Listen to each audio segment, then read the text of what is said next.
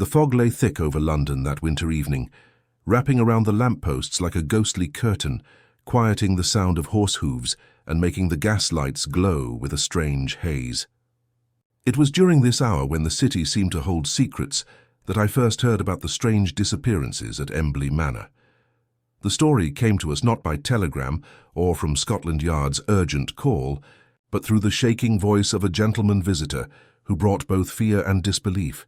As the fire in Baker Street burned low, his words seemed to pull us away from the comfort of our fireplace into the very center of mystery, where wealth and terror were locked together. Even before Holmes moved from his chair, I sensed that the case would lead us into the darker corners of England's grand houses, where good reputation hid cruelty and silence hid terrible acts. If you find yourself pulled into the shadows of these stories as I was, let me invite you to stay with us.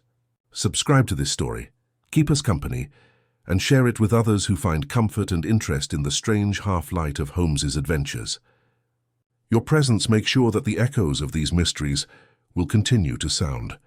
The fire at Baker Street burned low that evening, its glow throwing moving reflections on the messy collection of tubes, test tubes and chemical tools that marked my companion's unusual work.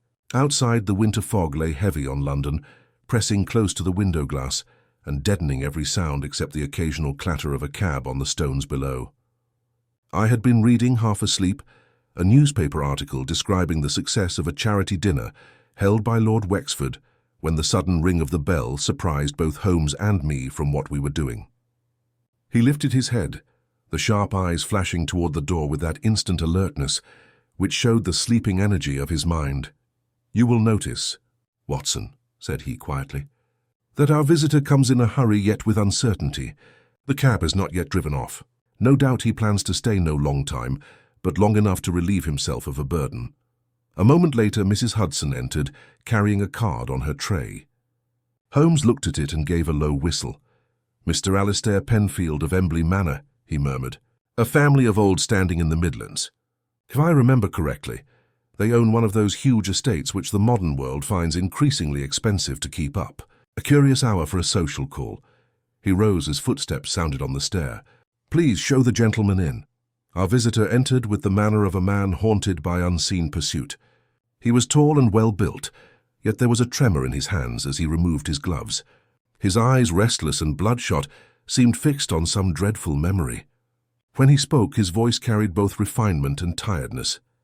"Mr. Holmes, Dr. Watson, I beg your pardon for this intrusion at such an hour. I fear my business is not merely untimely but grotesque." "Please sit down," Holmes said, motioning him toward the fire. "Grotesque matters are our profession." Penfield sank into the chair, clasping his hat between his knees. "You have no doubt heard of Emberleigh Manor. It has been my family's home for 3 centuries. We have weathered wars, debts and scandals, but never this. Within the past 2 weeks, 2 of our guests have vanished. Vanished so utterly as though swallowed by the air." Holmes leaned forward slightly, pressing his fingers together beneath his chin. "Tell me everything." "The same manner in each case," Penfield answered bitterly. "No marks of violence, no cries in the night. The first disappearance, Lady Armitage, a friend of my sister's, occurred 3 nights before Christmas. She retired early after supper, complaining of the cold. In the morning, her bed had not been slept in. A search was made at once, but she was nowhere on the grounds. The second, a gentleman, Mr. Felix Roden, vanished 2 days ago under identical circumstances. My natural sympathy found voice before I could stop it." "Surely you have informed the police?" Penfield nodded. "Lestrade himself came down from Scotland Yard. He examined the house, questioned the servants, and declared there must be some private reason, elopement or escape from debt. But these explanations are impossible. Lady Armitage was a woman of 60, and Mr. Roden a lawyer of spotless name. Moreover, they left behind every possession, every scrap of luggage. Their rooms were as orderly as when they entered them. There was not even a footprint on the gravel paths outside the windows." Holmes had risen, his gaze fixed on the dancing flame. "And yet they are gone." "Gone?" Penfield whispered. "And the household is on edge. Servants mutter of ghosts, of family curses, of sounds in the walls groaning at night. My sister is near collapse from fright. I confess, Mr. Holmes, that I myself can no longer dismiss these tales as superstition. I have seen things, Describe them, Holmes said sharply. There are movements of light in the eastern corridor, Penfield said. Doors that open by themselves. Once I followed a shadow along the gallery near the old family portraits, thinking it a servant. But when I turned the corner, nothing was there. The air was cold as the grave. Forgive me, I sound mad. Holmes's expression softened slightly. Madness is not in the seeing, but in refusing to see. You say two vanished. Were there others before them? Penfield hesitated. There were rumors, decades old, of a maid who disappeared one winter, and another incident my grandfather never spoke of, but nothing proved. Emberleigh is ancient, Mr. Holmes. It stands on ground that once belonged to a priory dissolved by Henry VIII. Beneath the east wing there are sealed passages that lead no one knows where. Holmes's eyes gleamed with that peculiar light I had come to recognize as the sign of his full mental engagement. Those sealed passages, and the disappearances occurred in rooms next to that wing. Penfield started. Yes, how could you know? It is the simplest deduction. The east wing, older construction, not modernized, likely with hidden cellars or priest holes. If one were to vanish without trace, the building itself offers the opportunity. You see the physical possibility, Watson. Perfectly, I said. But to what end? Surely there must be some human hand behind this. Undoubtedly, Holmes murmured. Ghosts seldom carry off their victims in silence. Mr. Penfield, do you suspect anyone among your household? Penfield's answer came reluctantly. There is one, our steward, Mr. Brand, a capable man, long in our service, yet I have found him lately evasive. He avoids certain parts of the house at night, though his duties should require inspection. My sister distrusts him. Excellent, Holmes said briskly. And the household now, how many guests remain? 4 besides ourselves, said Penfield. A clergyman, a retired colonel, and 2 ladies who refuse to be left alone even in daylight. Holmes smiled faintly. A most stimulating environment. You may expect me on the midday train tomorrow. Penfield's relief was obvious, though shadowed still by unease. You will come to Emberleigh yourself? I will, with Dr. Watson here. In the meantime, speak to no one of our involvement. Let it be thought that you have given up on outside help. Fear breeds carelessness, and we may learn more in a day of silence than a week of talk. Penfield rose, shaking Holmes's hand fervently. You give me hope, sir. Emberleigh has grown so strange, so heavy, that I fear what another dawn may bring. When the door closed behind him, Holmes turned to me with that half-smile which always came before adventure. Watson, said he, we have at last been granted a mystery fit for the frost. Pack your revolver and something warm. The air at Emberleigh is sure to be cold, and not merely with the weather. I glanced at the window. The fog outside pressed thick against the glass, reflecting the dim shapes of carriages moving like ghosts through the night. You believe there is danger, Holmes? Danger? He struck a match and relit his pipe. There is always danger when human fear meets human cleverness. What interests me is the reason. 2 guests gone, both respectable, both unconnected. A manor of ancient lineage and secret architecture. It has the flavor of design, Watson, not accident. Somewhere within those walls a purpose hides. He paced the room, the blue smoke curling about him like the fog outside. Observe the pattern. A woman of years and a man of the law, one of sentiment, one of reason. Each represents a different kind of threat to secrecy. Suppose Emberleigh holds some long-buried crime. The lady may have overheard, the lawyer may have understood. Both silenced. Then you think murder? Or worse, Holmes said softly. Disappearance without death leaves room for dread, and dread is a more efficient deterrent than the gallows. We spoke little after that. The clock ticked, the fog pressed closer, and Holmes sat motionless, his eyes half closed, but his mind alight behind them. I could almost see the machinery of deduction unfolding, weaving Penfield's scattered words into an invisible pattern. At last, he said quietly, you recall, Watson, the case of the copper beeches, how the architecture of a house concealed its crime. I suspect Emberleigh may be its grim cousin. When I retired, it was with a strange chill upon me. The notion of a house that swallowed its own guests was grotesque, yet Holmes's certainty lent it the weight of fact. Before I fell asleep, I heard him still moving about in the sitting room, consulting atlases and county registers, humming softly to himself. Outside, the foghorn from the river moaned like some vast beast in slumber, and I dreamed of corridors that led forever downward into darkness that no lamp could pierce. Morning brought a pale sun fighting through the mist. Holmes, already dressed, greeted me with uncharacteristic cheer. Our train leaves at 11, Watson. I trust your appetite for the uncanny has not diminished. Hardly, said I, reaching for my coat. Though I must confess the idea of entering that place sets my nerves on edge, he smiled. That, my dear fellow, is merely the beginning of interest. A mystery without fear is like a play without audience. And so, as the cab carried us toward the station through the thinning fog, I looked back once toward the familiar windows of Baker Street, already dimmed by distance. Little did I suspect how far from safety we were traveling, or what shadow awaited us at Emberleigh Manor. The riddle of the disappearing guests had only just begun to unfold, and before it ended, we were to look upon scenes that would haunt both our memories and our dreams. The morning was crisp when we set forth from London, the air so clear that the breath from the horses rose in ghostly clouds before us. I had often found that there was something peculiarly invigorating in those early hours of departure upon a new case, something that sharpened the senses and brought a peculiar excitement to the blood. Holmes, however, sat opposite me in the railway carriage, his long fingers pressed together beneath his chin, his gaze fixed not upon the passing fields, but upon some inner horizon known only to himself. His silence was not the silence of weariness, but of thought so deep that it rendered even the rumble of the wheels a mere background hum to the working of his mind. I have long since learned that to disturb him in such a mood is to derail an invisible engine far more complex than any machine of steel and steam. As the train carried us northward through the winter countryside, I observed frost still clinging to the hedges, the trees glistening like glass beneath the pale sun. Villages drifted past in brief scenes, church spires piercing the morning mist, solitary figures breaking ice in horse troughs, smoke rising lazily from chimneys. It was the England of stillness and endurance, unchanged by the passing of empires. Yet beneath that quiet beauty, I could not shake the chill that had settled upon me since our meeting with Alistair Penfield. Twice already I had caught Holmes regarding me with that faint, knowing smile of his. At last he said, "You are uneasy, Watson." "I suppose I am," I admitted. There was something in that man's face, Holmes, a fear too deep for mere superstition. He nodded slowly. "You observed correctly. Penfield's fear is not of ghosts, but of guilt, though whether his own or others I have yet to determine.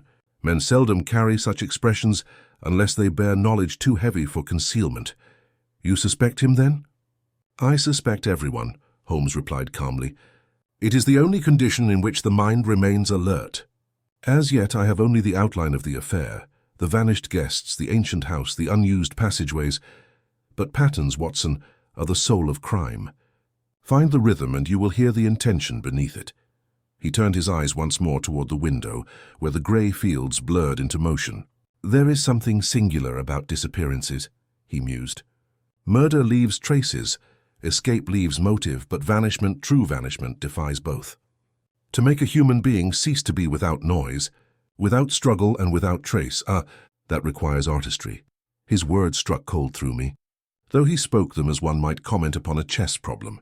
I said nothing more until the train slowed before a small rural station, where a single porter awaited us amid the crisp silence of the countryside.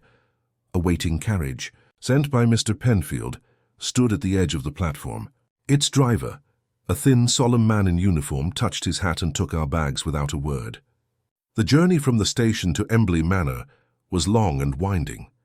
The road passed between high hedges heavy with frost, across stone bridges spanning slow streams, and through a village so small it seemed barely awake to the world. Children paused in their play to stare at the passing carriage, and an old woman at a well crossed herself as we went by, a gesture that caught my attention. Though I could not say why, the countryside grew bleaker as we climbed. The trees thinned, replaced by stretches of moorland swept by wind and shadow, until at last a dark shape rose upon the horizon, Emberleigh Manor. Even from a distance the place had a strange aspect. The main structure was of Tudor origin, with later Georgian additions, its chimneys tall and twisted, its rooflines jagged against the pale sky. A great avenue of bare elms led to the gates, and beyond them the manor loomed, surrounded by stone terraces and frozen fountains. There was beauty there, but a beauty marred by sadness, as though the house itself grieved for something lost long ago. Holmes stepped from the carriage first, pausing to survey the front with his customary precision. "A noble house," he murmured, "but one too proud for comfort. Observe, Watson. The upper windows of the east wing are shuttered, though the others stand open. The ivy there has not been cut in years. Decay in one portion of a dwelling often mirrors decay of conscience within. We were met at the door by a butler of ancient appearance, whose name, we learned, was Merrick. His expression was that of a man long resigned to secrets. He conducted us through a vast entrance hall lined with ancestral portraits, the air heavy with the faint scent of wax and age. The floor, though polished to a shine, creaked beneath our feet as though resenting intrusion.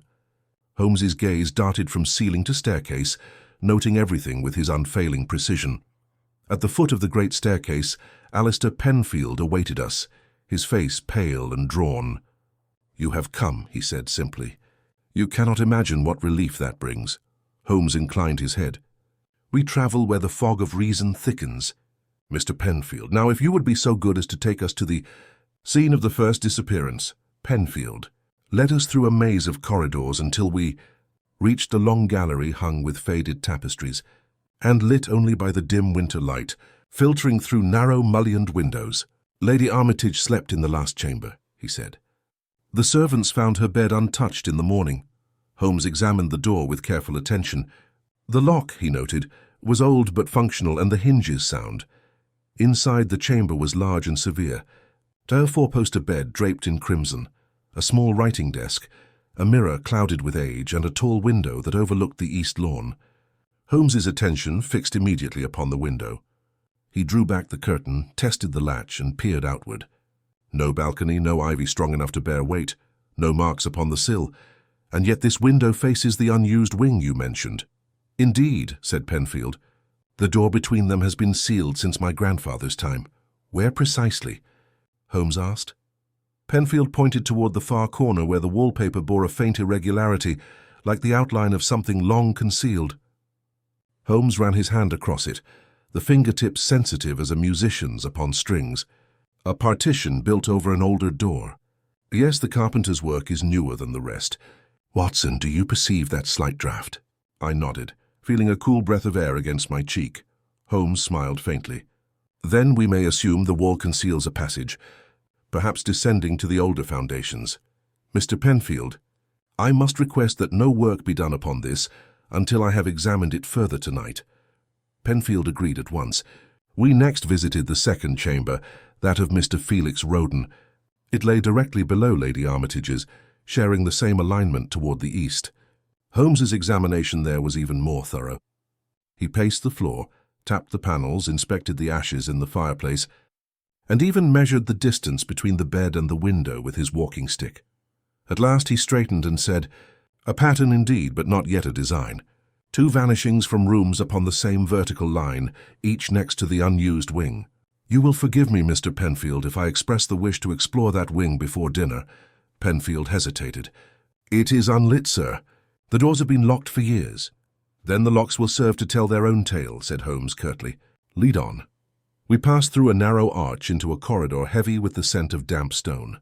The air grew colder as we advanced, our footsteps echoing upon flagstones green with age. The locked door stood at the end, a massive oak barrier scarred by time.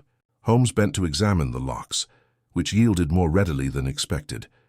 The hinges groaned in protest as the door swung inward, releasing a gust of stale air that seemed to carry whispers from centuries past. Inside lay a suite of rooms, long abandoned. Furniture lay covered in dust sheets. Cobwebs glimmered like lace in the half-light. In one corner, a section of wall had crumbled, revealing rough-hewn masonry behind. Holmes crouched beside it, striking a match and holding it close. "See here, Watson. The mortar differs from the rest. This was closed more recently than the rest of the chamber. You think it conceals an entrance?" "I am sure of it," he replied. "But we shall wait until nightfall. Secrets prefer darkness." When we returned to the main hall, the transformation of atmosphere was remarkable. Fires burned in the hearths, and the murmurs of servants echoed faintly through the house. Yet, despite the outward comfort, I could not rid myself of the impression that every corridor watched us as we passed. At dinner, the household gathered, a subdued company of 8 souls. Penfield's sister, Miss Evelyn Penfield, pale and fragile. Colonel Ainsworth, the retired officer, his manner brisk but his eyes weary. Reverend Holt, whose hands trembled as he blessed the meal, and two ladies whose anxious glances never strayed far from the doorway. Conversation was strained. Talk of the weather, the estate, and the scarcity of servants in the countryside, all topics chosen to avoid the only one that mattered. Holmes, courteous as ever, said little. Yet I noticed that his eyes moved constantly, studying each face in turn. Once or twice his gaze rested upon the steward, Mr. Brand, a tall, severe man whose composure bordered on hostility. There was something in the way he poured the wine, his hand steady, yet his eyes averted, that struck me as unnatural. Holmes's interest did not escape him. I saw the faint tightening of his jaw. After dinner, as the household dispersed, Holmes drew me aside near the library. "You saw Brand?" "Yes, a most unpleasant fellow. Unpleasant and careful," Holmes murmured. "His shoes are clean, though he has been in the cellars this evening. His key ring, I note, carries one ancient key polished by use, far older than the modern locks of this house. Such an object seldom remains idle. Tonight, Watson, we shall make our own examination of the East Wing." "You mean to enter it alone?" "Alone, save for your good revolver and patience. There is a mystery in these walls that calls for silence and candlelight, not conversation." And so, as the great clocks of Emberleigh struck midnight, and the house sank into uneasy slumber, Holmes and I stole once more through the gallery toward the locked wing. The draught whispered through the cracks. The boards creaked beneath our cautious steps, and somewhere deep within the manor, a door closed softly, though no one else was awake. Whether by accident or design, we were not alone in that sleeping house. The wind had risen by the time midnight deepened to its coldest hour, and as we entered the East Wing once more, I felt that curious tightening of the chest which no amount of courage can wholly remove. The candle Holmes carried cast a weak circle of light upon the walls, its flickering reflection catching the shine of old picture frames and the tarnish upon forgotten mirrors. The air was still as the grave, and smelled faintly of earth and mildew, as though we had stepped beneath the ground itself. Our footsteps seemed louder than they should have been, echoing down corridors that had known no steps for decades. Holmes held his light close to the floor, then to the ceiling, his eyes darting from one shadow to another with quick mechanical certainty. "You will observe, Watson," he murmured, "that these boards bear impressions not wholly consistent with their age. Someone has walked here recently, though the dust is artfully disturbed to conceal it." I bent to look and saw faint lines, subtle swirls where the settled dust had been brushed aside and then restored in uneven film. "Someone from the household?" I whispered. "Unlikely. None would come here without purpose." The door's bolts were set from the outside. Only one with the key could pass through, and we have seen that key upon Mr. Brand's ring. There, Watson, beneath that archway. Do you see the wall's discoloration? At first it appeared nothing more than a patch of damp, but as Holmes brought the candle nearer, the surface revealed a line, fine, deliberate, running vertical from floor to ceiling. He produced a thin blade from his pocket and inserted it into the seam. A portion of plaster gave way, falling soundlessly to the floor. Behind it a faint draught stirred the flame. "A false partition," Holmes said softly, "and behind it air, not stone. Shall we?" The panel yielded with a dry sigh. Beyond lay a narrow passage descending steeply into darkness. The smell that came forth was ancient, airless, a mingling of damp masonry and something subtler, metallic, almost like blood long dried. I confess I hesitated upon the threshold. Holmes, however, stepped forward without pause, his candlelight bobbing down the stair like a will-o'-the-wisp. "Keep close," he said, his voice echoing faintly. "We are entering the oldest bones of this house." The staircase wound down into a space hewn from the original foundations. Stone walls slick with moisture, the air thick enough to taste. After perhaps a dozen steps, we reached a small chamber no larger than a pantry. There were shelves along one wall holding rusted tools and decayed wooden boxes. In the far corner, half hidden behind debris, lay an iron grate set into the floor. Holmes knelt beside it, brushing away grime. The bars were thick but corroded, and beneath them I thought I saw emptiness, black, featureless, and deep. "A sub-cellar," Holmes muttered. "Not on any architectural plan I have ever seen. And note, this grate has been lifted recently. The dust about its edges has been displaced." He produced his magnifying lens, examining each mark. The tool used had a narrow curve, a key or small crowbar. The work was done within the week. "Look here, fibers of fabric caught in the hinge, perhaps from a sleeve. And this, Watson, what do you make of it?" He held up a slender object glinting dully in the candlelight. It was a cufflink engraved with the initials F.R. Roden. I exclaimed. It must belong to Mr. Felix Roden. Holmes smiled slightly. Just so. The man vanished, and here lies his trace, caught like a whisper. The question is not how he came here, but why. He pocketed the cufflink carefully and rose. We shall not venture further tonight. The air below is foul, and I would rather enter prepared. Let us seal this place again and return as though nothing were discovered.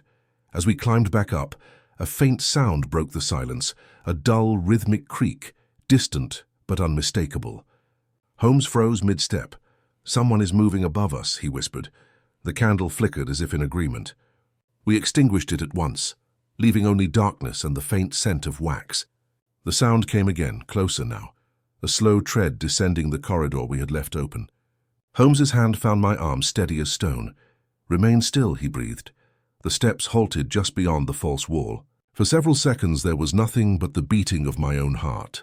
Then from the other side came the slow scratch of metal against wood, the unmistakable slide of a bolt being tested. Whoever was there did not attempt to enter, but the meaning was plain. Our secret was no longer our own.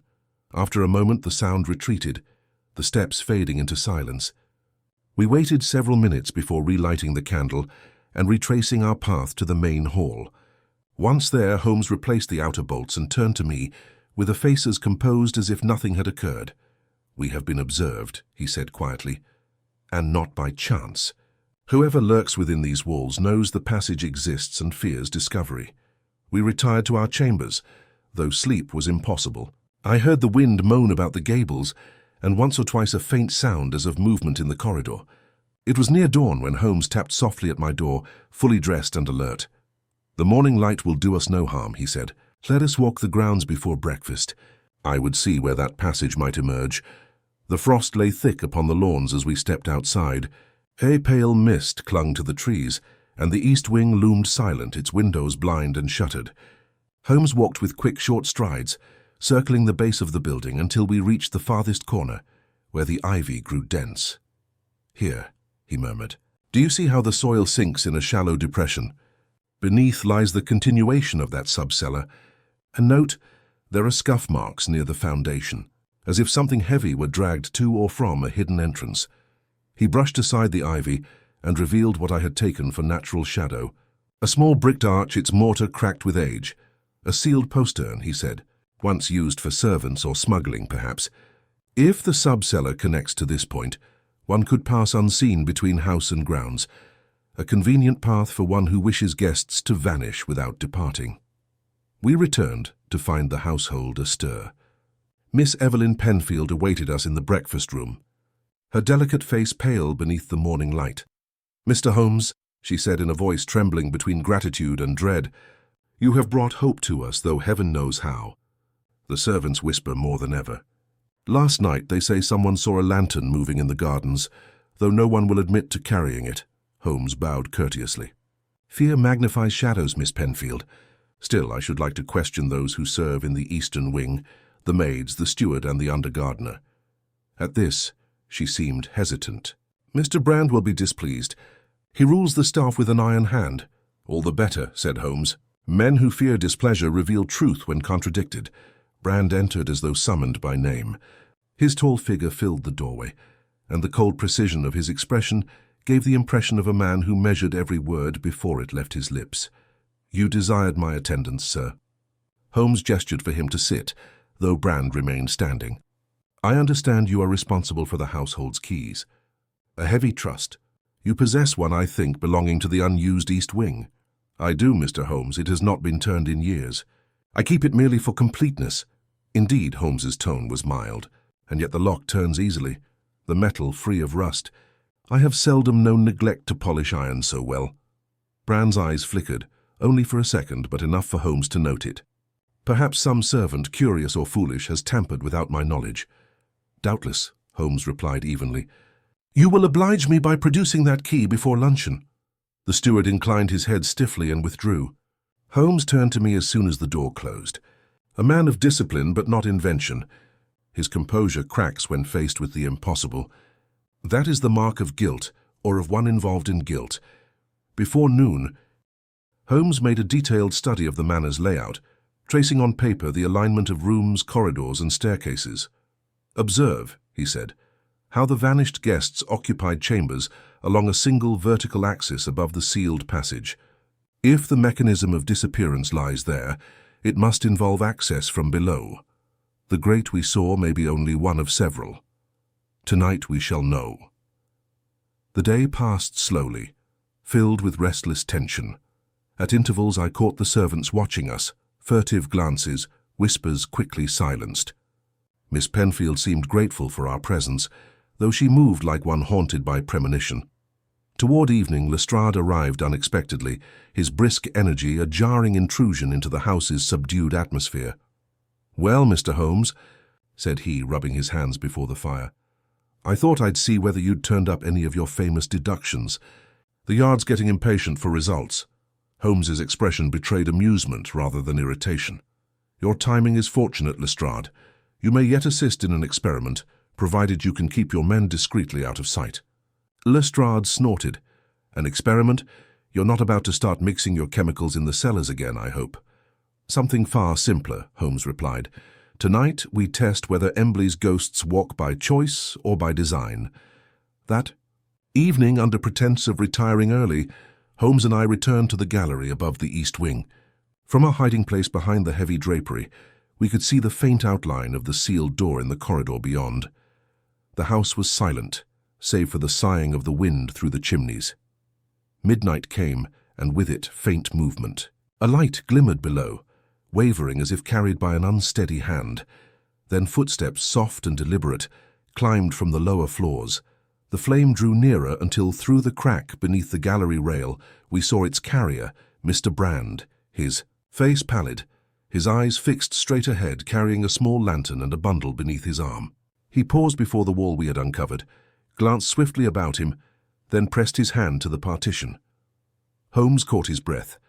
A section of panelling slid inward with a sound no louder than the turning of a page, revealing darkness beyond. Brand slipped through and vanished, the wall closing silently behind him. Holmes turned to me, his eyes gleaming with cold fire. "There, Watson," he whispered. "Our ghost walks in flesh and bone. The mystery of Emberleigh is about to breathe." For several moments after the panel slid shut behind the steward, neither Holmes nor I moved. The silence of the great house was so complete that the ticking of a distant clock seemed as loud as a hammer. Holmes's eyes shone with that peculiar glint of fierce satisfaction I had come to associate with discovery, the gleam of a hunter sensing its prey in the dark. "Come, Watson," he whispered at last, rising noiselessly from his crouch. "The time for guessing is past. We follow." Without another word, he glided across the gallery with that cat-like stealth which was as natural to him as breath. I confess that my heart beat faster than caution might justify, but there was something irresistible in that moment, the sense of standing upon the threshold of revelation. When we reached the panel, Holmes pressed his fingers lightly along its edge. "A simple pressure here," he murmured, "and the latch yields. Observe." The wall gave way soundlessly, revealing a black passage beyond, narrow as a coffin and steeped in the chill of stone. From somewhere below came the faint echo of footsteps and the wavering glow of Brand's lantern, already several turns ahead. We followed at a distance, our own light dimmed to a mere spark. The passage twisted sharply downward, its walls rough-hewn from the original foundation. At intervals I could hear the faint scrape of metal against stone, as though the steward were unlocking something in the depths. Holmes paused once, holding up his hand. "Note the incline," he whispered. "This descent aligns with the sub-cellar beneath the east wing. He is returning to the grate we found last night." The air grew colder still, carrying with it a rank odor of damp earth and old iron. Presently we reached the chamber we had previously explored, the one with the iron grate. It stood open now, the bars lifted aside. Below, Brand's lantern flickered like a star swallowed by shadow. Holmes motioned for silence and crouched beside the opening, his ear inclined toward the sound. Faintly we heard a metallic creak, then a low grunt of effort followed by a hollow thud. "He's moving something heavy," Holmes breathed. "A trap-door, perhaps, and beneath it, listen. Do you not hear the echo of water?" Indeed, there was the unmistakable murmur of some underground current. Holmes lowered himself onto the ladder affixed to the shaft, descending as noiselessly as a shadow. I followed, my revolver drawn and held close to my chest. At the bottom, we found ourselves in a vaulted chamber, the walls black with damp and glistening with a thin film of moisture. A narrow stream of dark water flowed through a stone channel, vanishing into an arched tunnel beyond. Across this stream lay a wooden platform, upon which stood Brand, his back to us, laboring over some unseen burden. Holmes touched my sleeve and motioned me to remain hidden behind a buttress. Then he stepped into the open, his voice calm but cutting as steel. "That will do, Mr. Brand." The steward started violently, the lantern in his hand swinging wide and casting grotesque shadows upon the walls. His face, when he turned it toward us, was ghastly pale, the eyes wild and shining. "You," he gasped, "you have no right." "I have every right," Holmes said evenly. "The right of reason over deceit, of justice over cowardice. You will kindly set down that lantern and move away from whatever lies beneath the cloth." For a moment it seemed Brand might defy him. His jaw worked and his fingers tightened about the handle. Then something within him broke. The lantern dropped from his hand and rolled to a stop, its flame guttering low. Holmes crossed swiftly to the platform and lifted the cloth. Beneath it lay a wooden chest bound in iron, its lock newly forced. The air above it reeked faintly of decay. "Open it," Holmes said. Brand's shoulders sagged. "You will regret this," he muttered hoarsely. "I rather think not," Holmes replied. With the tip of his cane he raised the lid. Inside, wrapped in coarse sacking, lay the unmistakable outline of a human form. The face, what remained of it, was enough to turn my stomach. "Lady Armitage," Holmes said quietly. "Missing, but no longer vanished." Brand gave a strangled sound, half sob, half snarl. "I did not kill her," he cried. "By God, I did not. I only obeyed orders." Holmes's gaze sharpened. "Orders from whom?" Brand pressed his hands to his face. "You would not believe me." "I have believed stranger things," said Holmes grimly. "Speak." The steward's confession came haltingly, torn from him as though each word drew blood. "It began with Mr. Penfield's debts," he said. "The estate is ruined, mortgaged beyond salvation. He swore me to secrecy. Then came the visitors, wealthy friends, acquaintances of his sister. He discovered that one could disappear a person easily enough here. The house has its secrets, its tunnels and vaults no living soul remembers. I was to dispose of what remained. He promised me freedom, money, anything. But I swear to you I never harmed them. I only hid the bodies." Holmes's eyes blazed cold fire. "And Roden," Brand's face twisted. "The lawyer uncovered the forgery. He threatened exposure. I found him dead at his writing table that same night. Poison, perhaps, God knows. Penfield made me carry him below before dawn."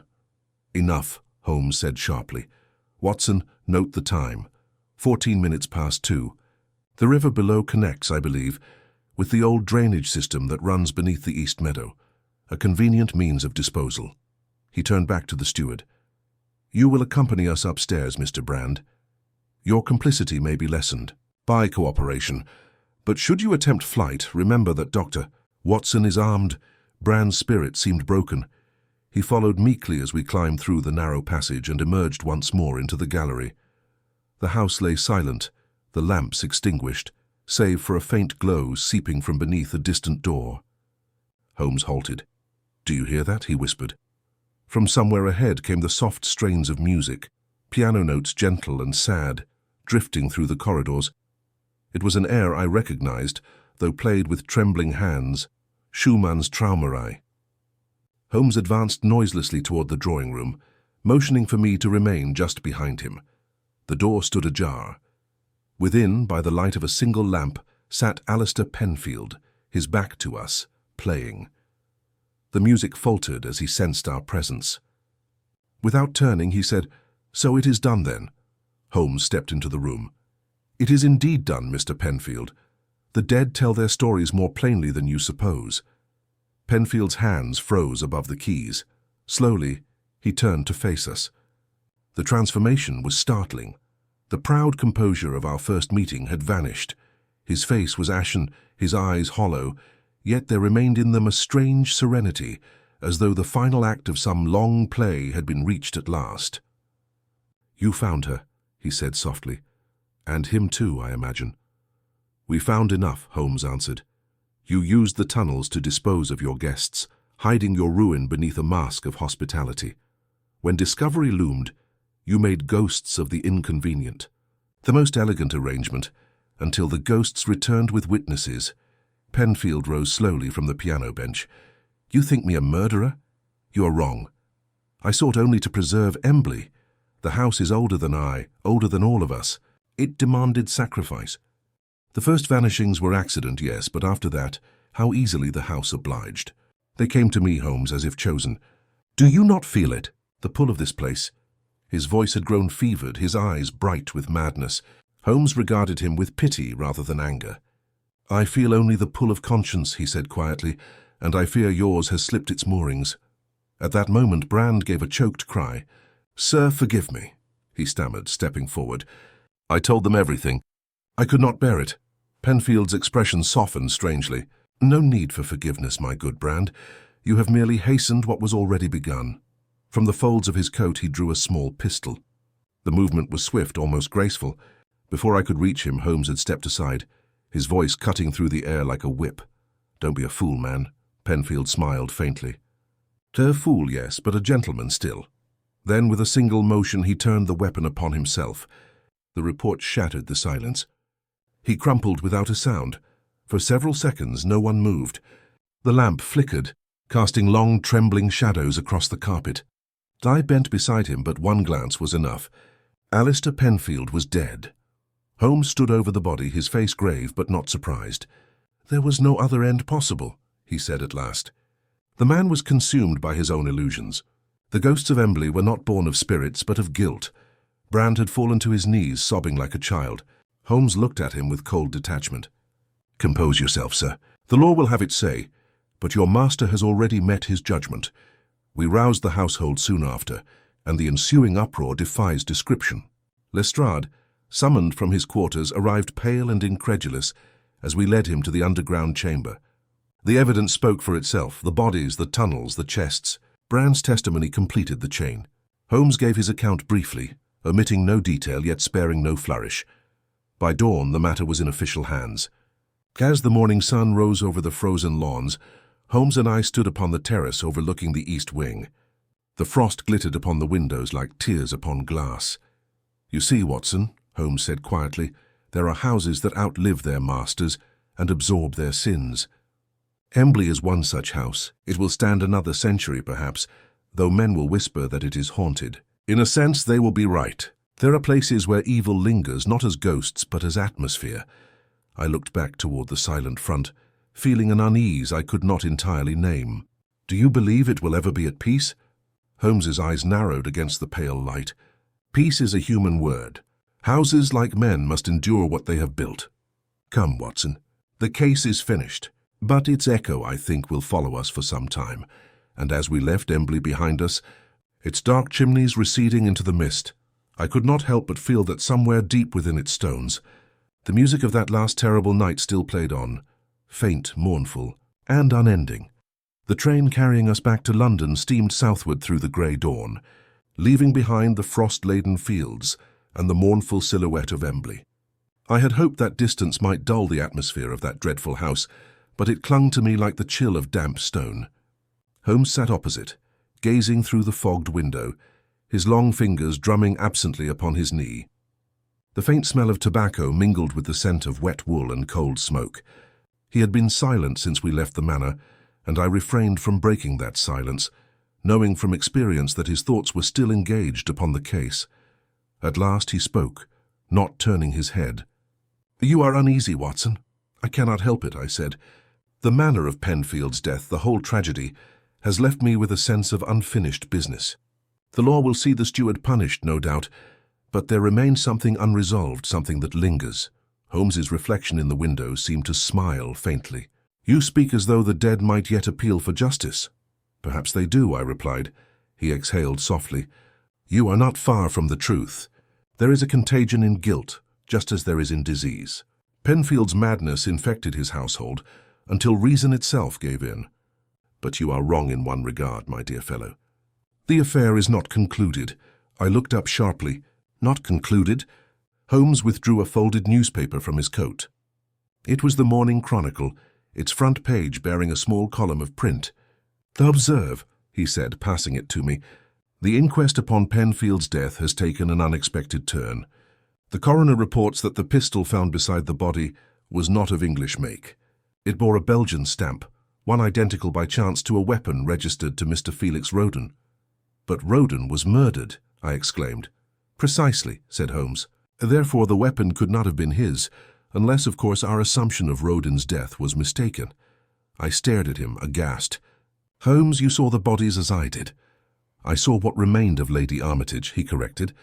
"But the second chest, the one Lestrade's men removed from the vault before dawn, I did not personally verify its contents, and I was occupied above with securing the steward. The identification came solely from the steward's word, and from a signet ring found within." "You think the body was not—" "I think," said Holmes slowly, "that we have been made to believe what another wished us to believe. There is an element in this case which even Penfield's confession does not explain. Why, for instance, did he speak of the house as though it possessed will? Why refer to accident in the first disappearance and inevitability in the second? Madness, yes, but madness often conceals method. What if the disappearances serve not to conceal murder, but to mask escape?" "You mean Roden may be alive?" Holmes's eyes gleamed. "If he is, the motive changes entirely. A forged death, a faked corpse, and a man of law vanished into the world bearing secrets worth a fortune. Tell me, Watson, what better cover than the scandal of his own disappearance? Who would seek a corpse that the law already believes buried?" The idea was so startling that I could only sit and stare. The rhythm of the wheels beat against the silence like a heartbeat. "And Penfield's suicide?" I asked at length. "What of that?" "Despair, certainly," Holmes said, "but perhaps also manipulation. Imagine discovering Penfield's financial ruin. Roden proposes a desperate remedy, an insurance scheme perhaps, or a blackmail plot involving forged bonds. When suspicion arises, Roden vanishes, leaving Penfield to bear the blame. He returns secretly to the manor, using Brand as his accomplice to destroy evidence and silence witnesses. Penfield, already half-mad, believes himself cursed.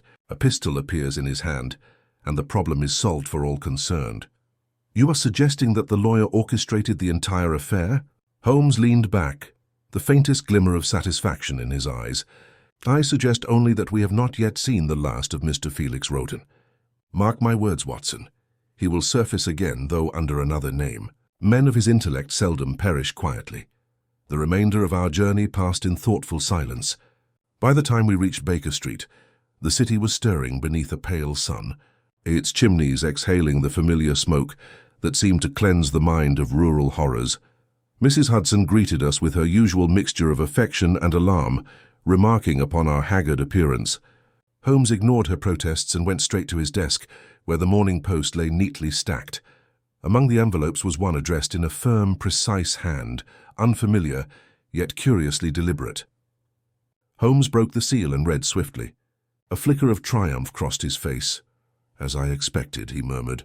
"The game resumes." He handed me the letter. It contained only a few lines. "Mr. Holmes, some ghosts cannot be buried beneath stone. You sought truth in the wrong grave. Emberleigh's doors are closed, but another will open where the Lord dares not tread. If you would understand the nature of disappearance, look not to the dead but to the living who profit by them. A friend of the departed." There was no signature, only a faint watermark, the crest of a London insurance firm, Roden's former employer. Holmes rose, pacing the room in that restless manner I knew well. "He taunts us, Watson." The handwriting is his, altered but recognizable. The postmark, Charing Cross, this very morning. "Roden lives, and he wishes me to know it. But to what end?" "To draw me further," Holmes said simply. "There is unfinished work, and he would have me finish it for him." Within the hour we were once more abroad. Our first call was upon Inspector Lestrade at Scotland Yard, who greeted Holmes with his customary blend of suspicion and reluctant admiration. "Back so soon?" He grunted. "I thought you'd laid Emberleigh to rest for good." "Emberleigh's soil may rest," Holmes said dryly, "but the seeds it bore are sprouting in London. Tell me, Lestrade, did you yourself verify the second corpse from the manor vault?" The inspector frowned. No, the constables handled that. Why? Because it was not Roden, Holmes replied. And unless I am much mistaken, your morgue is one body poorer than you suppose. Lestrade's exclamation of disbelief echoed through the office, but within half an hour he had sent for the records. They confirmed Holmes's suspicion. The body had been claimed earlier that morning by a man presenting papers from the Penfield estate, duly signed and witnessed by an attorney, one Mr. Frederick Rowland. The description of that attorney matched Roden precisely. By noon we were once more in pursuit. Holmes moved with that cold electric precision that seized him, when danger and intellect met upon equal ground. "You see the pattern, Watson," he said as we strode down the Strand. "He has stolen not merely his identity, but another's death. He may now move freely, shielded by the very crime we believed solved." We traced the trail to the offices of the Metropolitan Fidelity Company, where Roden had once held partnership. There the clerk confirmed that a Mr. Rowland had called earlier, retrieving certain sealed ledgers under pretext of liquidation. Holmes examined the signature with his lens, then smiled grimly. He cannot disguise the flourish of his R's, Roden beyond question. These ledgers must contain the evidence of his fraud, and perhaps the motive for murder. As we emerged onto the crowded pavement, Holmes paused abruptly. Across the street, a man was watching us from beneath the brim of a grey hat. For an instant, the morning light caught his face, a thin, sharp profile, the eyes cold and calculating. Then he turned, merging with the press of pedestrians, and was gone. Holmes gave a low chuckle, half admiration, half challenge. "The fox shows his tail, Watson. We shall not lose him twice." We pursued through the throng, dodging cabs and delivery carts, down Fleet Street, across Ludgate Circus, and into the labyrinth of alleys beyond St. Paul's. We followed, catching glimpses of the grey hat, always just ahead. Finally, at the mouth of a narrow passage, Holmes halted abruptly. The street beyond was empty. Only the echo of our footsteps remained. "He knows the city too well," I panted. "Indeed," Holmes said, scanning the walls, "and he has friends. Look there, the marks on the mortar, freshly loosened bricks." He slipped through to the adjoining court before we turned the corner. He straightened, a glint of satisfaction in his eyes. "But he will not vanish utterly. A man who trades in disappearance leaves traces in finance, if not in flesh. We shall find him through his accounts." That evening, as fog once again crept through Baker Street, Holmes sat at his desk, surrounded by ledgers borrowed from the company archives. I watched as he traced columns of figures, his pipe forgotten, his concentration absolute.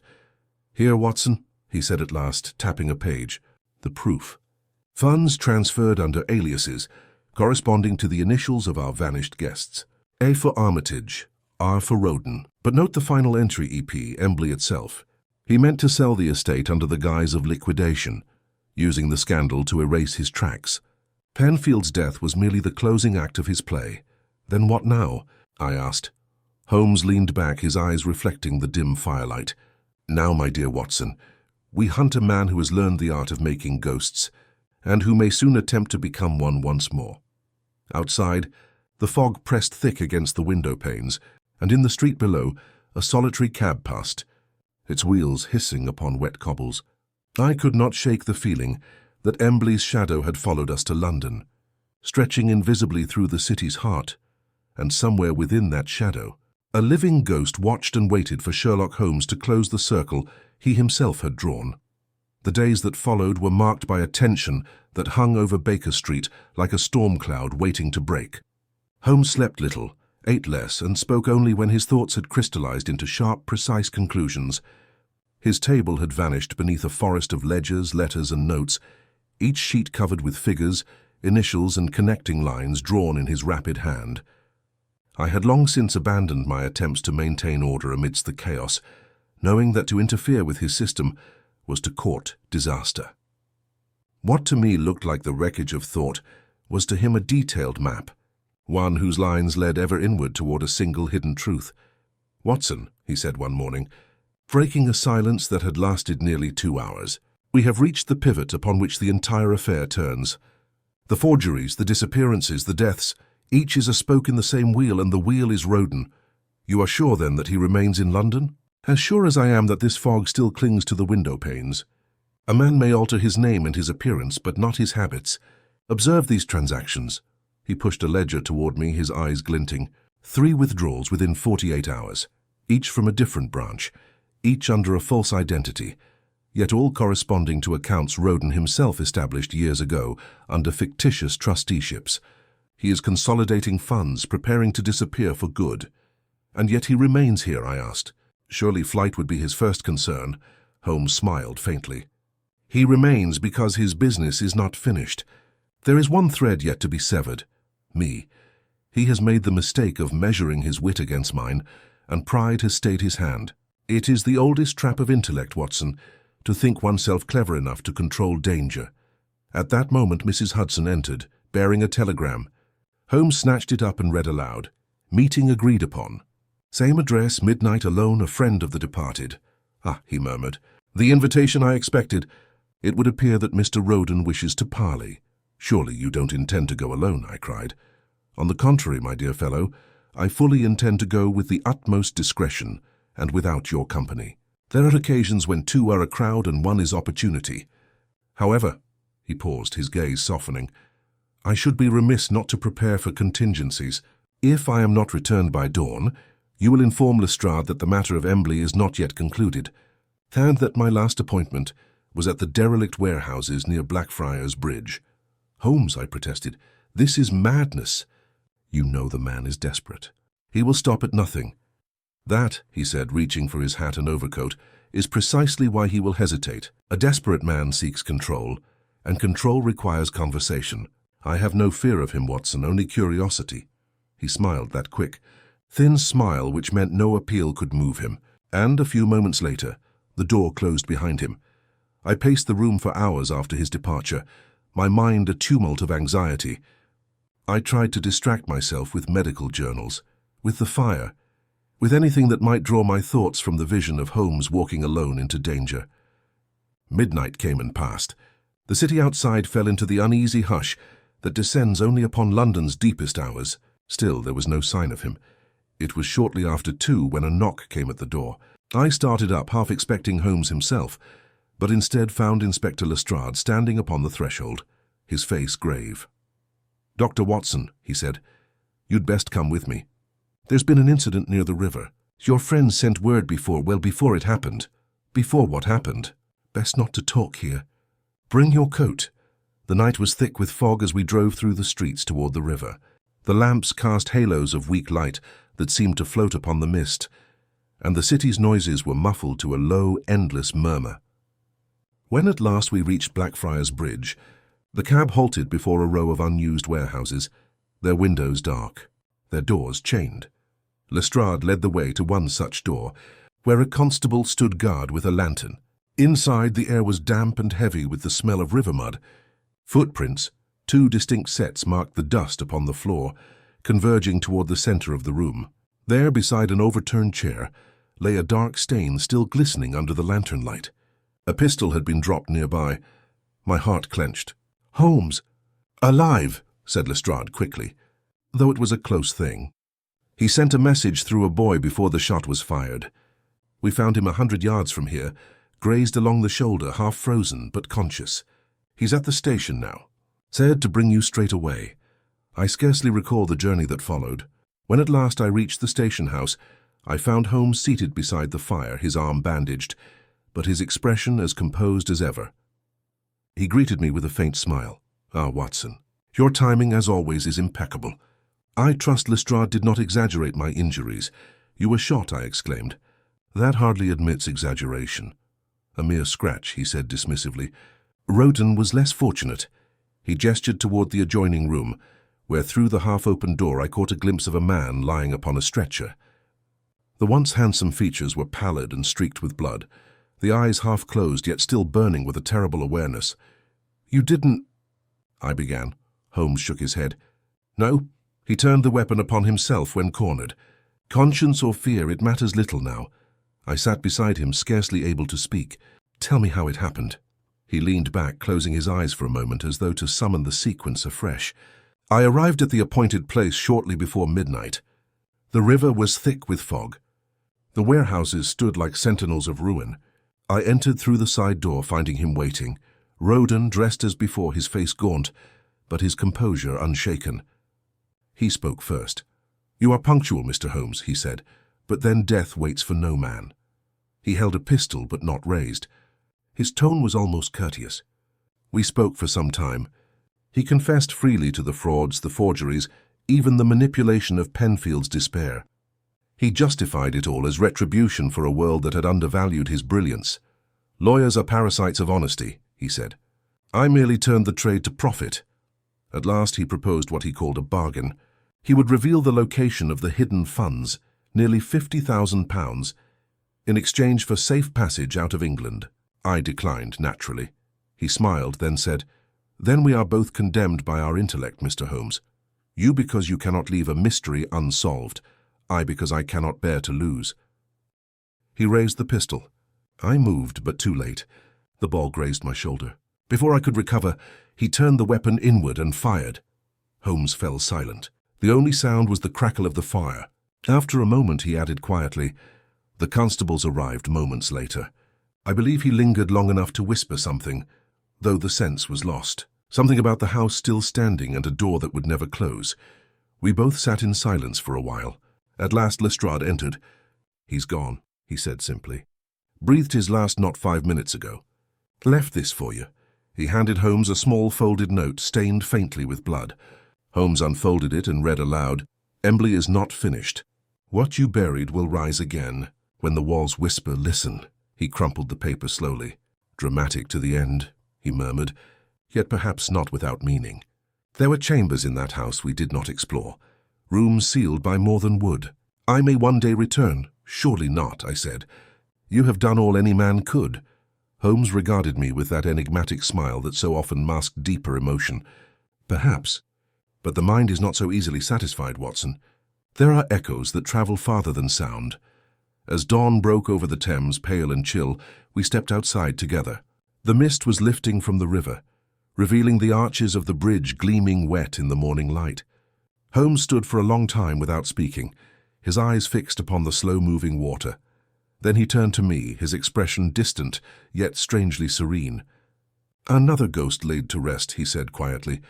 "And yet I wonder, was it the ghost of Emberleigh that died tonight, or merely the man who wore its mask?" He drew his coat closer about him and began to walk toward the cab waiting at the corner. I followed, saying nothing, for I knew that in his heart the case was far from over. Some mysteries, I thought, do not end with confession or death. They merely sleep, waiting for the right mind, or the wrong one, to wake them again. And so we left the river behind, the sound of the wheels upon the cobbles mingling with the slow toll of a distant church bell, marking the hour when night gives way to day, and the living pass once more among the dead. London had returned to its usual pulse, its trams grinding, its cab wheels hissing through the damp, its citizens drifting through fog and business, as though nothing extraordinary could ever stir beneath the calm grey surface. Yet for Holmes and me, the city no longer seemed quite the same. We had brought back with us a chill that no fire could entirely dispel, a lingering sense that the air itself carried whispers from Emberleigh's hollow rooms. Though Roden lay dead and Penfield buried, the case had not closed upon Holmes's mind. He moved through the days like a man pursuing an echo that refused to fade. It was on the third morning after Roden's death that a new disturbance arrived, subtle, almost absurdly trivial, yet to Holmes's mind as portentous as thunder on the horizon. I found him seated at the breakfast table, a letter unfolded beside his untouched cup of coffee. His expression as he read was one of profound interest, laced with unease. "Watson," he said at last, "you recall my remark at Blackfriars that the affair might not yet be finished?" "I remember it well," I said, "but surely with both principals dead, what remains?" He handed me the letter. This. It bore the postmark of Warwickshire, the county of Emberleigh, and was signed in a delicate, trembling hand by Miss Evelyn Penfield. Her words, though few, sent a shiver through me. "Mr. Holmes, forgive the liberty, but I beg your counsel. Strange occurrences have resumed at the manor. Servants have fled. Doors once sealed are found open by morning. And 2 nights ago, I distinctly heard my brother's voice calling from the east corridor. I am terrified. If you can return, I shall be in your debt. The house is not at rest, EP." I looked up to find Holmes already rising from his chair. "You mean to go back?" I asked incredulously. He nodded gravely. "There are riddles which refuse burial. You see, Watson, Both Roden and Penfield spoke of the house as though it possessed intention and intelligence of its own. Such language in the mouths of sane men demands scrutiny. The human mind does not invent the supernatural without reason. Something tangible feeds that illusion. You believe there is another culprit or consequence. He replied, "We shall discover which." By the afternoon train we were once again bound northward, the mist thickening about the fields until the landscape seemed to dissolve into memory. Holmes remained silent for most of the journey, his eyes half closed, his fingers tracing patterns in the condensation upon the glass. As dusk fell, he murmured, "If the lady's account be truthful, then the phenomenon of the reopened doors indicates intervention from without, not within. The key question is who remains with motive, now that both masters are gone. Could it be the steward's doing?" I asked. "Impossible," said Holmes. "Brand is in custody, yet his imprisonment might not preclude the actions of an accomplice. There was always the matter of those servants who resigned immediately after the Yard's arrival. It is time, I think, to see what Emberleigh still conceals beneath its sorrow." Night had descended by the time we reached the familiar avenue of elms. Emberleigh Manor rose before us, its windows dark, its chimneys like black spears against the sky. Miss Penfield herself met us at the door, pale and trembling, but visibly relieved. Her once graceful features were drawn with exhaustion, and her voice faltered as she led us to the library. "It began 3 nights ago," she said. The wind had been high since dusk. I was in my room when I heard footsteps, slow, deliberate, along the east corridor. I thought it some remaining servant, but when I called there was no reply. Then a voice, my brother's voice, called my name from beyond the sealed door. I fainted. Since then the locks refuse to hold. Each morning they stand open as though someone has passed through. Holmes listened intently, every trace of condescension gone from his manner. "You are certain it was your brother's voice?" "Certain," she whispered. "He called as he used to when we were children. Evelyn, wait." It was his tone, his inflection. "I would stake my soul upon it." Holmes inclined his head gravely. "Then we must assume either imitation or record. A voice from beyond the grave, though rare, is not the most improbable element I have encountered. You will do me the kindness of allowing no one to enter that corridor tonight, save myself and Dr. Watson." She agreed, though reluctantly, and withdrew. We dined in near silence, the servants moving about like ghosts themselves, fearful and eager to retire early. By 11, the house lay dark, save for a single lantern which Holmes and I carried as we climbed the staircase toward the east wing.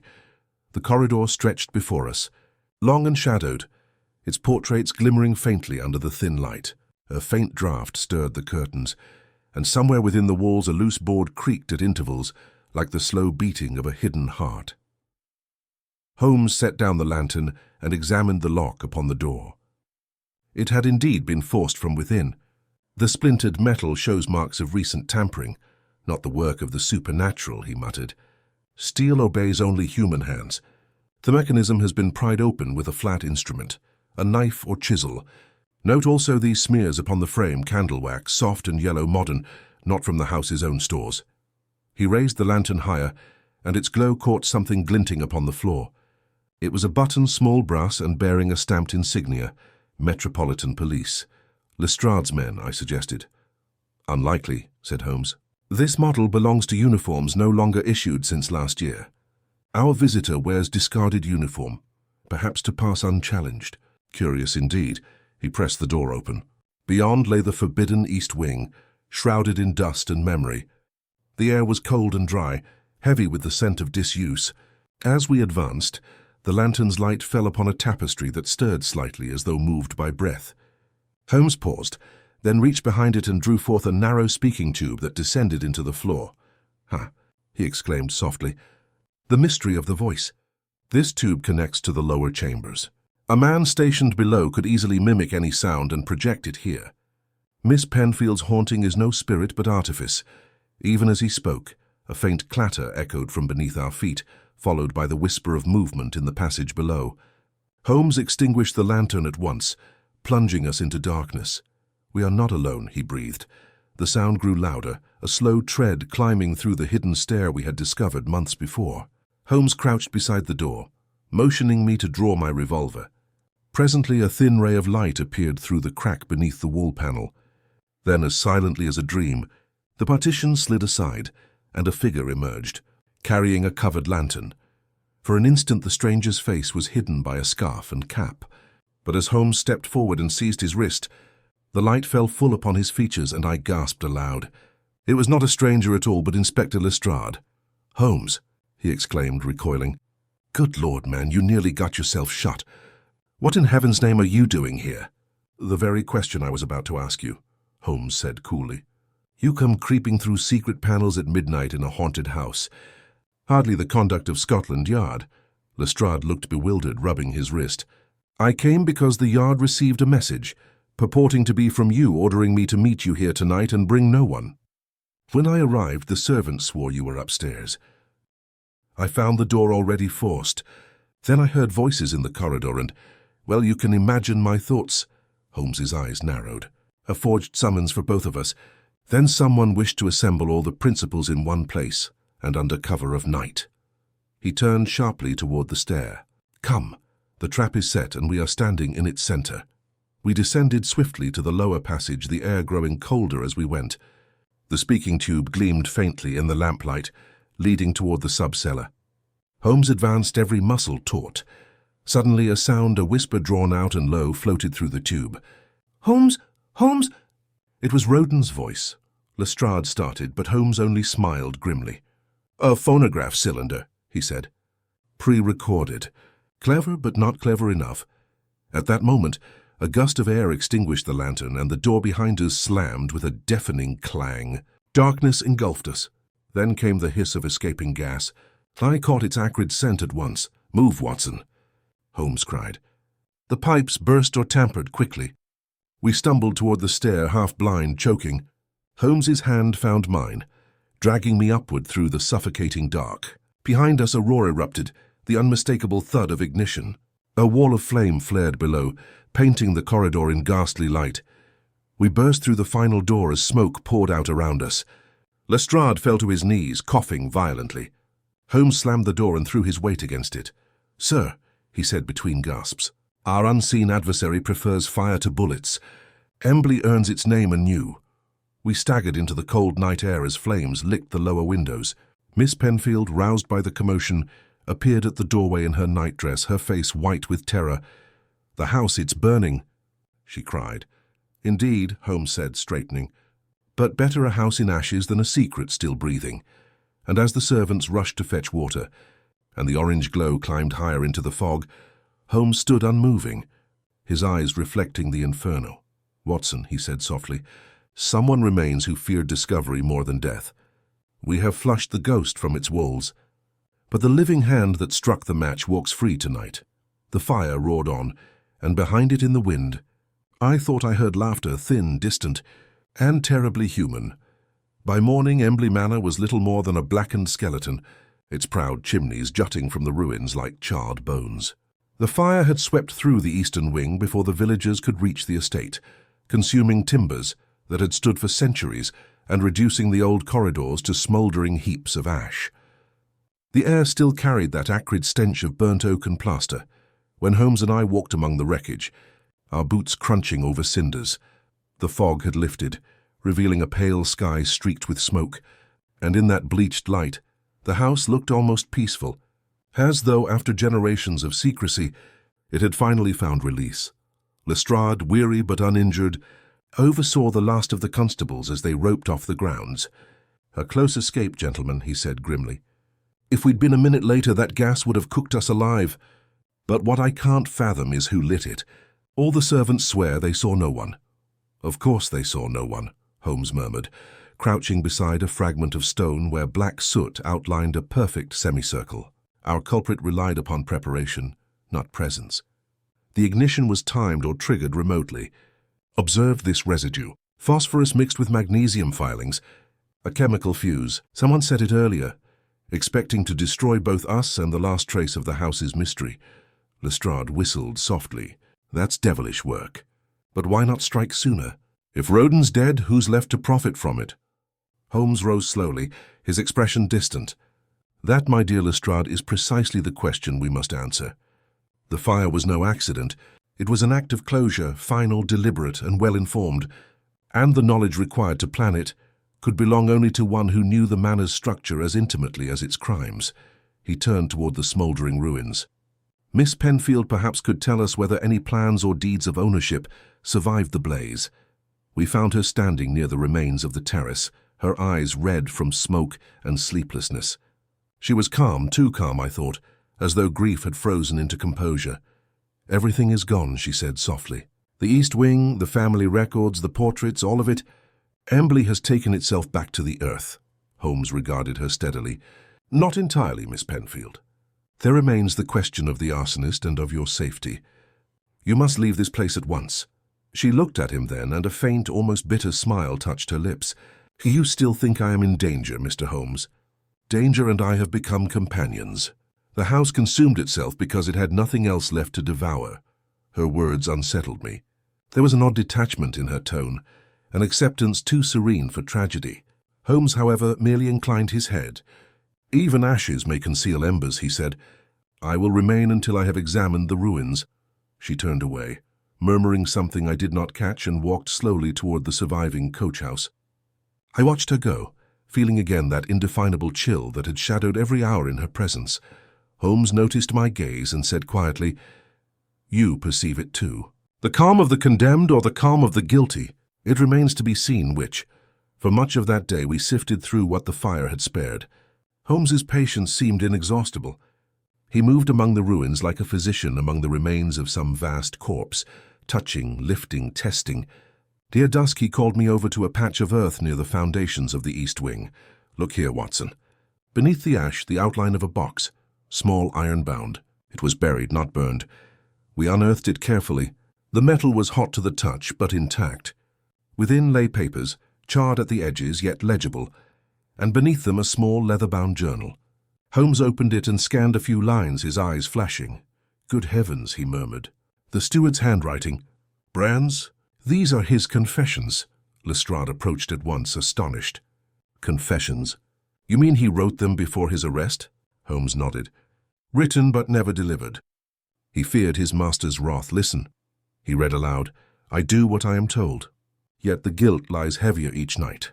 The lawyer directs all, though the master believes himself the author. The woman knows nothing. If the truth ever comes to light, it will not be at Emberleigh, for the house itself conceals the final vault. Beneath the foundation, sealed with the rest, there lies the beginning of all our sins." Holmes closed the book slowly. "The lawyer directs all, the lawyer, meaning Roden. Yet Roden's body lies in London beyond doubt. Therefore, what vault, what beginning could he mean?" "Something hidden before his death," I suggested. "Something older," Holmes corrected. "Roden discovered a secret that predated his crimes, a secret worth killing to preserve. Brand's mention of a vault beneath the foundations implies architecture we have not yet uncovered. The fire, I suspect, was meant to obliterate its entrance." He rose abruptly. "Watson, fetch a lantern. We dig tonight." By the time darkness fell, we had cleared enough debris to reveal a section of flagstone unblackened by flame. It was slightly raised, its edges sealed with ancient mortar. Holmes knelt beside it, his fingers tracing the joints. "Here," he whispered, "the breath of the house." He produced a chisel and worked at the seam until the slab lifted with a groan. Beneath yawned a narrow shaft, descending into utter darkness. "Good Lord," I breathed. "Another passage." Holmes's reply was almost reverent. "The final one, I think." He tied a rope to a beam and lowered himself first, the lantern swinging in his hand. I followed close behind. The descent was steep, the air thick and cold, smelling of stone and stagnant water. At the bottom we found a chamber, circular and low, with walls of rough masonry glistening in the lamplight. In the center stood a stone altar, or perhaps a table, upon which lay several small objects, tarnished candlesticks, scraps of parchment, and, astonishingly, a human skull. "Ancient," Holmes murmured, examining the relics. "The remains of a priory chapel, perhaps, the house's true foundation. But note, Watson, how the symbols upon these parchments are not ecclesiastical. They are alchemical, symbols of transformation and binding. This place was once a workshop for men who believed knowledge could conquer death." He paused, his expression unreadable. "Now do you see, my friend, why Penfield spoke of the house as alive? This was no mere dwelling. It was built upon centuries of human obsession. Each generation merely inherited its disease." Before I could answer, A sound echoed faintly down the shaft above us, the scrape of footsteps, cautious and deliberate. Holmes's hand shot to my arm. "The trap closes again," he whispered. A shadow crossed the mouth of the shaft. Then a voice, trembling yet distinct, drifted down. "Mr. Holmes, Dr. Watson, are you there?" It was Miss Penfield. "Stay where you are," Holmes called. "This place is unsafe." But before he could climb up, something thudded above, a heavy object striking stone. Dust rained down upon us. Holmes extinguished the lantern, plunging us into darkness. "Back," he hissed. "She's not alone." The footsteps above quickened, retreating. A second later came the clang of metal as the slab was dragged into place, sealing us in. We were entombed. The darkness pressed around us like a physical weight. I felt my throat tighten as the air grew still. Holmes's voice, when it came, was calm but strained. "Courage, Watson. The mortar is old. We may yet force our way through." He struck a match and examined the walls, the flame casting monstrous shadows. "There, an opening behind this altar, narrow but sufficient. It leads to the drainage tunnels that connect with the river, if my memory of the plans serves me." With superhuman effort, we shifted the stone aside and squeezed through the gap. The passage beyond was little more than a fissure, damp and foul, but it sloped upward. For what felt like hours, we crawled through the darkness, scraping knees and elbows against the stone, until at last a faint gleam appeared ahead. Holmes pressed forward, and we emerged into the open night beside the riverbank. Gasping for air, we had scarcely regained our feet when Holmes turned back toward the burning ruins, silhouetted against the horizon. His face was set in grim comprehension. "She sealed it," he said quietly. "Miss Penfield sealed us in and vanished. The final act of Emberleigh. Lestrade and his men found us at dawn. Of Miss Penfield there was no sign. Her room stood empty, her carriage horse gone. Only the iron box remained to prove that we had not dreamed the night's horror." Holmes handed the journal to Lestrade with a curt word and turned away. As we drove back toward the station, he sat silent, his profile etched against the paling sky. At length he spoke. "There are crimes, Watson, which transcend punishment. The house burned, but its contagion remains. Miss Penfield was neither victim nor villain, but something in between, the living echo of all that Emberleigh bred." He paused, his eyes distant. "The law may close its books, but He broke off, glancing once more toward the horizon, where smoke still coiled like a ghost above the trees. "I suspect Emberleigh's story is not yet ended. Some houses do not die. They merely wait. London received us again as though nothing had happened, its ever-present fog, its restless crowds, its clatter and commerce.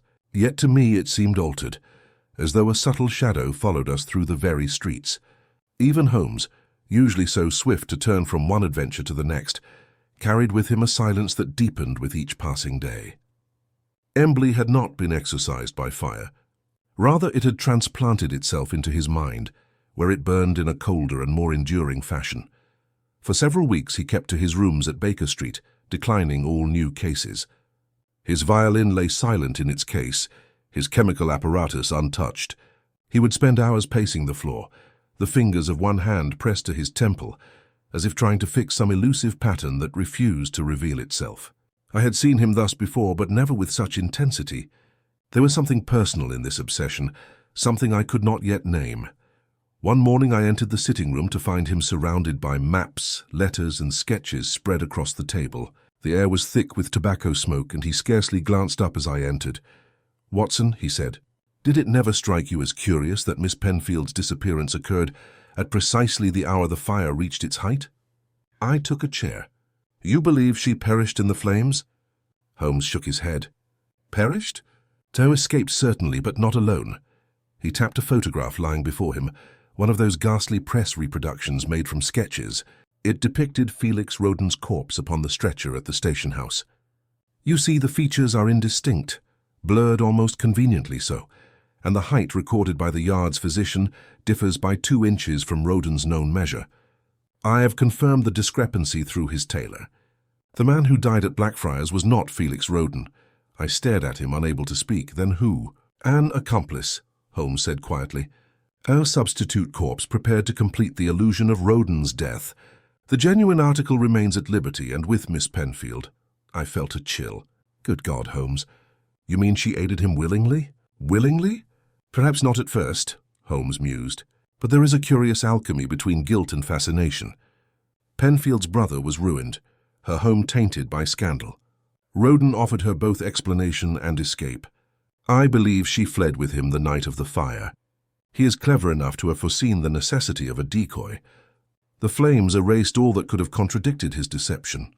He turned from the table, his eyes bright with that feverish energy that was the surest sign his faculties had reawakened. This, Watson, is the true resurrection of Emberleigh, the rebirth of its mastermind beneath a new identity, and he has already begun to act. What proof have you? He handed me a letter that had arrived that morning. It bore no signature, only a crest stamped in red wax, the emblem of the defunct Penfield estate. Mr. Holmes, you failed to understand the lesson Emberleigh sought to teach. You destroyed a house, but not its purpose. The world is full of doors. I have only to choose another. Should you pursue me, you will find that even London has cellars deeper than Emberleigh's vaults. A friend. The paper trembled in my hand. Then he is here in London.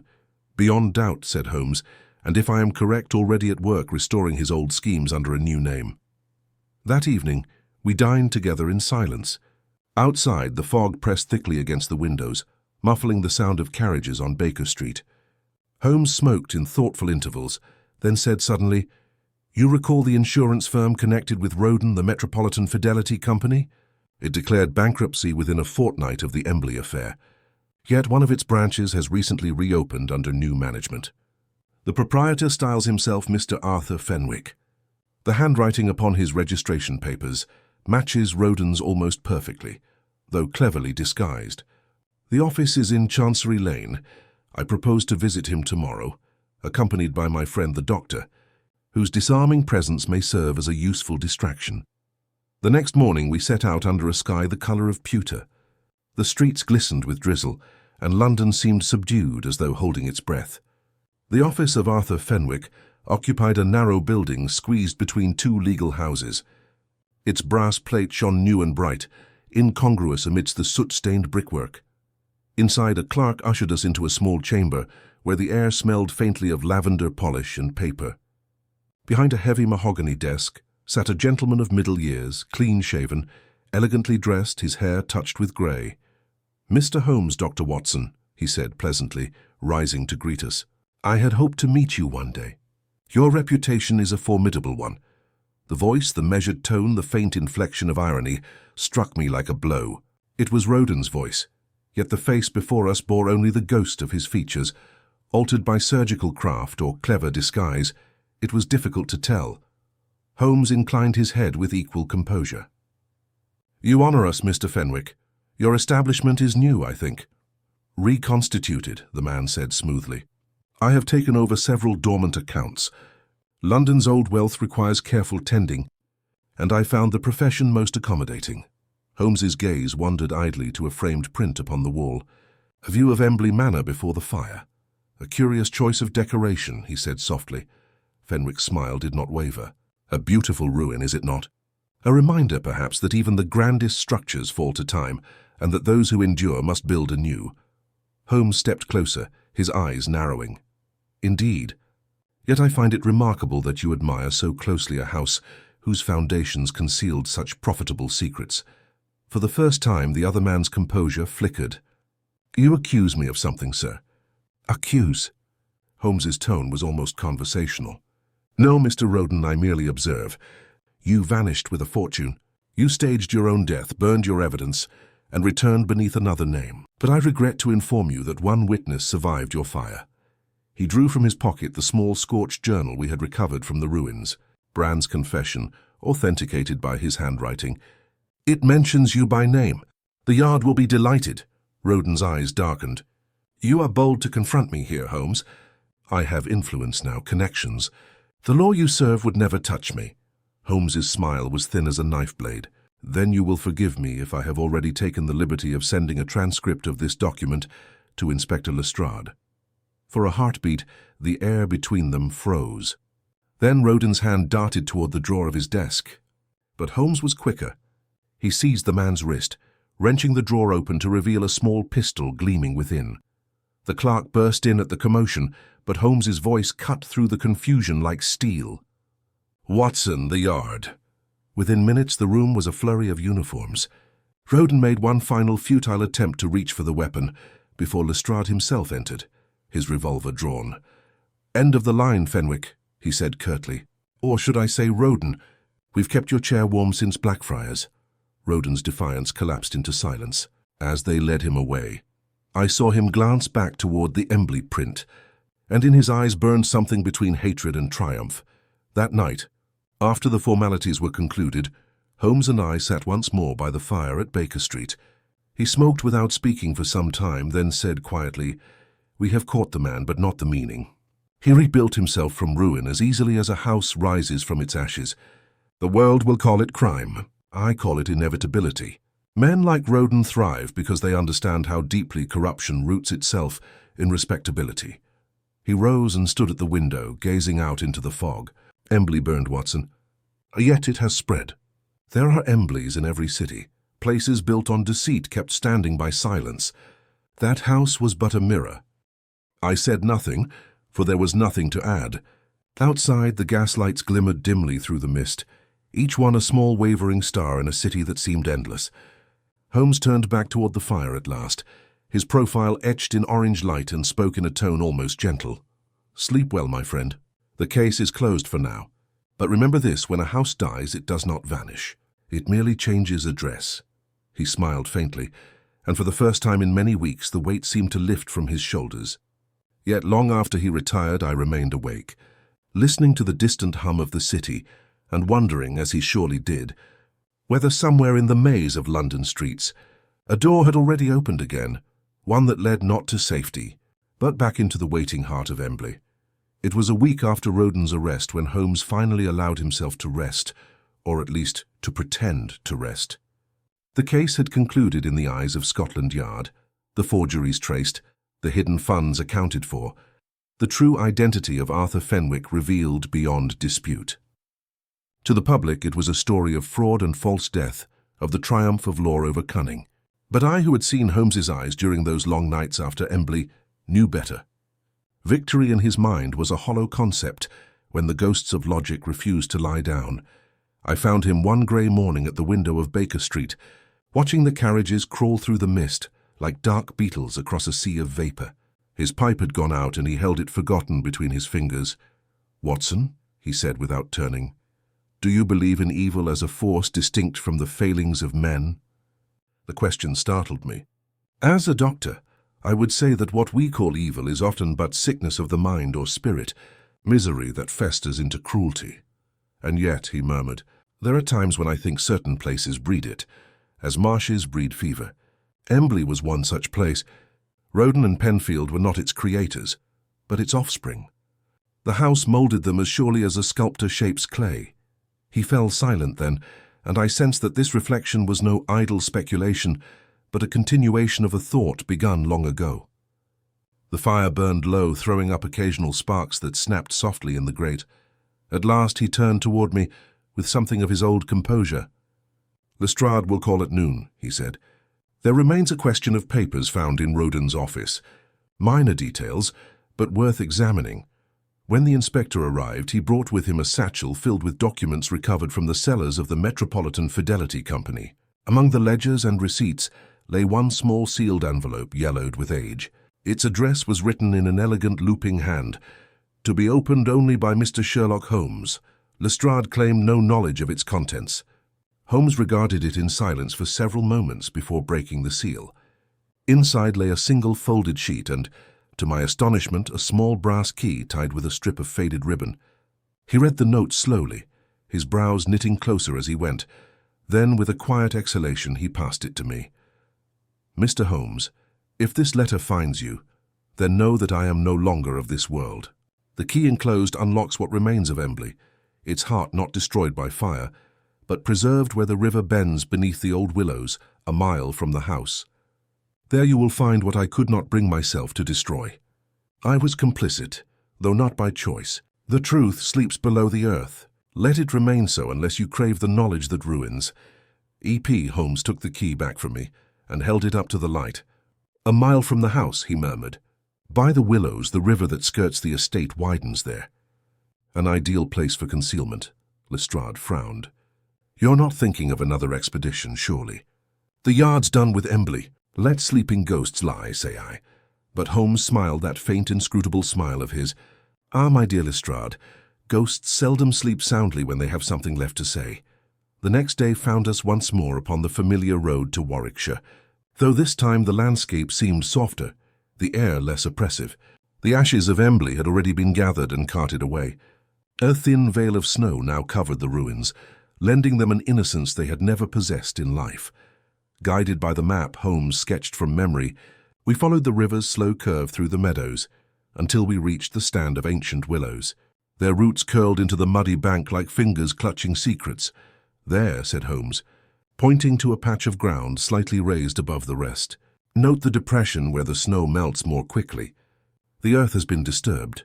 He knelt, brushed aside the thin frost, and began to dig with a small spade he had brought for the purpose. Within minutes the blade struck metal. Together we cleared the soil to reveal an old iron coffer, no larger than a travelling case, its lock rusted but intact. The brass key from Miss Penfield's letter fitted perfectly. Inside lay a bundle of papers wrapped in oilcloth, a small silver crucifix, and a child's locket. The locket opened to reveal a miniature portrait, two young faces, a boy and a girl, both bearing the unmistakable features of the Penfield family. Holmes studied it for a long time before speaking.